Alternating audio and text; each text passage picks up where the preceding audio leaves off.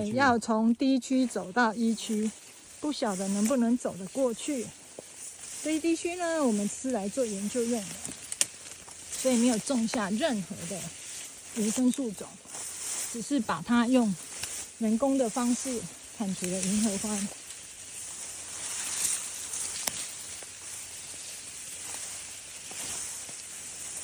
哦，已经看不清楚界限了，已经分不清楚这一块的区域范围在哪里了。但是砍过以后，那个蒙薄现象，那个银合欢又长高了，看得出来吗？你看，到处都是银合欢的。如果你没有种下原生树种的话。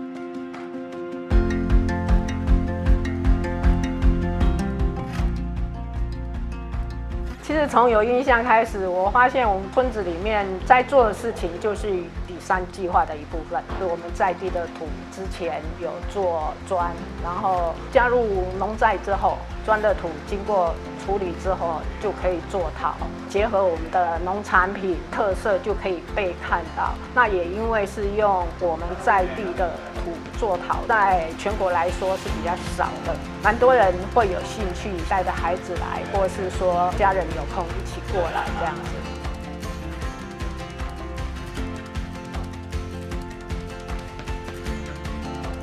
在马佛这附近，基本上它最早都是红砖的生产地啊，所以它的土基本上都是属于粘土性的这种陶土。体验的部分其实都只是一种比较休闲性的，但是我们会希望说能够朝着比较专业性发展啊，能够把以后的这种体验的这个层面啊，把它做得更广这样子。这几年来就有几个台北的社区啊，或是花莲这边附近的社区哈，都会跟我们一起来配合推广做陶的这种乐趣这样子。蝙蝠屋的话，我们应该从103年开始就做蝙蝠屋，然后结合我们的陶，从之前就开始都有蝙蝠的元素在里面。在2017年的时候，发现学校有死亡的蝙蝠，后来我们就发现说，原来它胃里面是有加保护。那我们就跟社区一起来防治，说该怎么样让这个社区更好，那蝙蝠可以在这边好好的生活下去。一开始把蝙蝠融入课纲，其实小朋友是有点害怕的，因为傍晚的时候他们一回到家就有黑黑的影子飞出来。但后来他们认识了蝙蝠以后，他们知道说，蝙蝠是农民的最好的朋友，它其实是最好的补充剂，帮我们的昆虫都消灭掉的话，其实农作物就不需要撒农药。也知道说，因为环境的改变，所以蝙蝠没有地方住了，所以他们愿意一起来守护蝙蝠，盖蝙蝠屋给蝙蝠住。其实蝙蝠对于我们这个社区，对于我们西部国小，可以说是一个吉祥物。那我们跟社区也一起合作了福来了绘本，我们也把这个意象放到我们学校的任何一个角落，比如说洗手台啦，比如说我们走廊啊，都有福来了绘本的图腾。我喜欢马佛西那里的动物，尤其是白鼻星、山羌、实线獴，很多的鸟类和动物都是大城市没有的。如果保护这里的生态，让生态变更好，可以恢复生物多样性。这一次的秃鹫展最主要就是因为承袭前面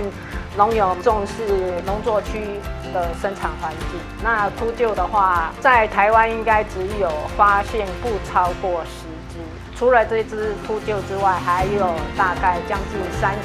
种的动物跟鸟类。那主要我们想呈现说，大家对环境的友善跟重视有机耕作的部分这样子。